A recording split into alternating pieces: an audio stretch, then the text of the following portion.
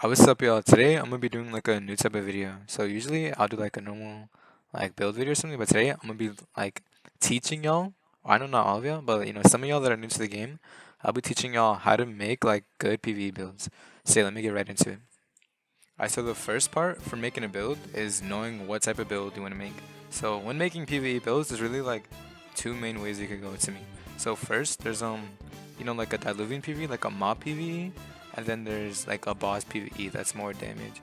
So the main big difference between like boss and mob is that boss PvE will like be more focused on damage, not really survivability, just fucking damage output, I guess. Just mainly on doing like really good M1 damage, maybe some mantras, but it's gonna mainly be M1. But yeah, and then for mob PvE, it's gonna be more of, well, damage, yes, it's gonna be really good, but also survivability matters, like for doing diluvian. And yeah, that's really the main difference. You'll be more focused on survivability than you would be in like boss. Like you would want to go high HP and like tanky healing shit like that. But yeah, so let me get on to like the next part. So for this video, I'm gonna be talking about how to make a boss PvE. So the first thing when making a boss PvE is first like deciding what element you're gonna go. So honestly, all elements are really good except, actually that's a lie, all of them aren't good. The main ones though are Iron Sing. Well, Iron Sing is good with other shit, it's not really that good by itself, and not for every boss. But yeah, so Iron Sing is kind of up there. Gale definitely, Ice definitely, and possibly Flame depending on the build. But yeah, those are like the main ones. I don't know if Blood is good though, but I don't think so. I haven't seen anyone make like a build like that. But yeah, so those are the main ones. So first, you want to decide which one of those elements you could go. Because, I mean, you could go Attunementless, but realistically, Attunementless is not good. It would not be like good. Or it would be like okay, but with the element, it would be much better. But yeah, so next, you're going to want to decide on how you want to have your damage output. So for a boss, you're gonna really want to go M1s. So here I'm gonna put on screen. These are like a lot of the modifiers you could go, right? So what I do, I would like pull up the modifiers and then see which ones I would want to go on this build. I would try and get as much as I can without it getting like too crazy. So I usually go like, well, I don't know. I just go as much as I possibly can. But yeah. So normally the stats I would start off with would be well, honestly, there's no like normal stats I start off with. Actually, it's always different. But here, this is one of my builds I made for a video. These are my pre-shine stats. So let me explain why. So the reason I went flame is for flame within. It's a really good damage modifier for like M1s because it boosts them by like 20% or like 25 in total with charge return. And it by itself is also good. I think it's like a speed boost and like 10% damage buff. It is really good. But yeah, I went 25 charisma for tough love. Tough love, you're gonna be going a lot. So 25 charisma is something you'll probably see a lot because 10% damage and it's really easy to proc. And then willpower is like because like the good things the willpower is me is lose your mind, piercing will.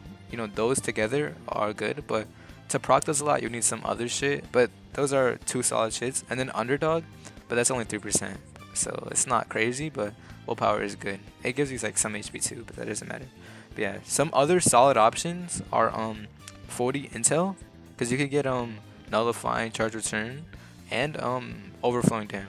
But the reason I don't like going overflowing dam is because I usually would go auto scream or just have mantras, so I won't be at full ether most of the time. But yeah, some builds though that could be good with if you're like high ether for some reason, or if you're not running a lot of mantras.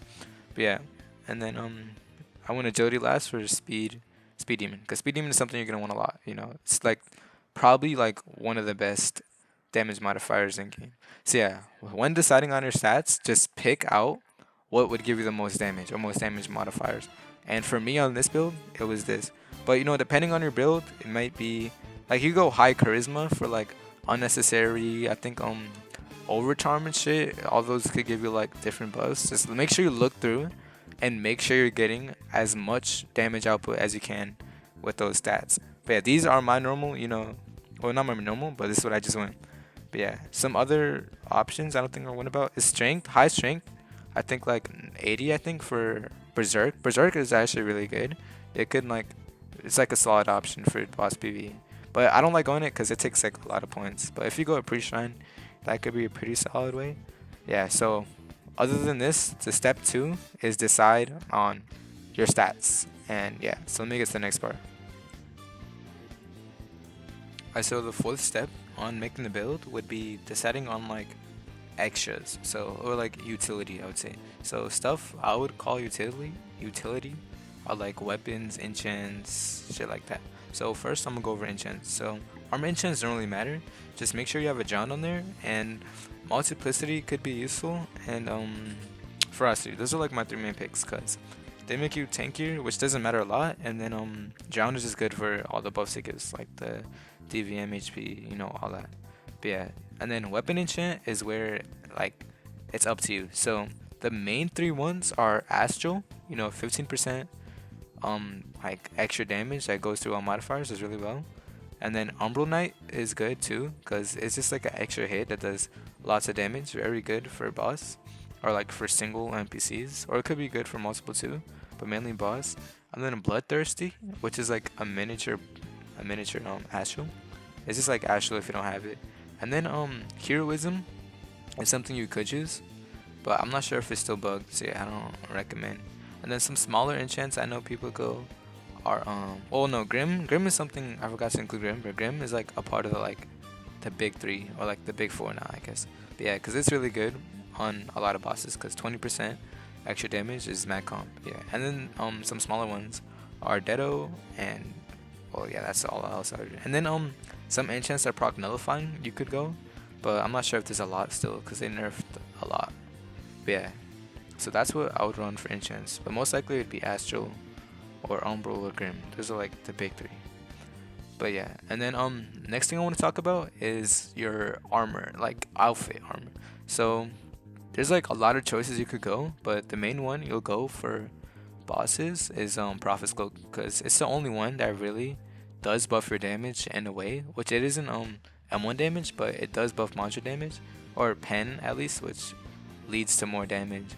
But yeah, that's the only armor that would do that. There are other armors which would mainly be useful for what's it called, mob PV, because Seltorian Titanite does have a damage buff and all that shit, but that's really only useful in mob, so don't think about that.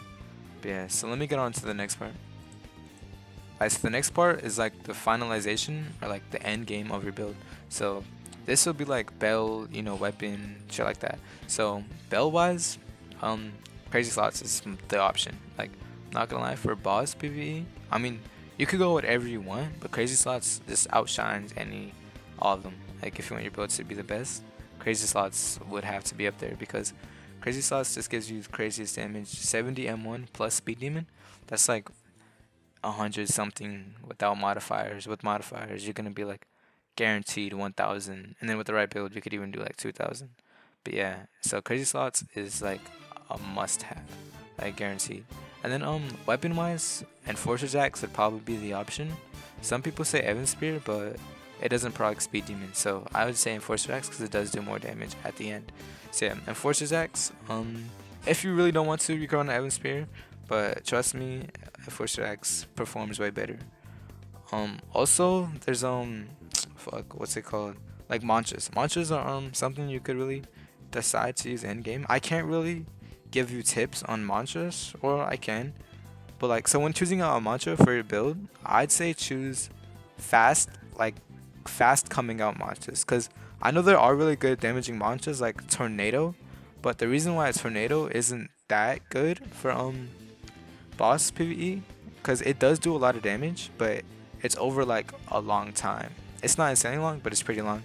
And I'd say just run like fast mantras, like Astral Wind, Twister Kicks is what I would go for Gale, because they're good damage and fast coming mantras. But yeah, so going for mantras is go like fast shit, like Fire Forge, Fire Blade. For Flame, Relentless Flames isn't that fast, but it's like one of the only damage options you have. So yeah, so let me get to the next part. So that was really it for this video. This is my first time doing this type of video, but if y'all like it and want to see another one, please let me know in the comments, because I can make one of these for like Diluvian and Mob PV. But yeah, thank y'all for watching. The build I'm using, I have a video on it, so just check my videos, you'll see it. And yeah, thank y'all for watching. Please make sure to like and subscribe, and thank y'all. So peace.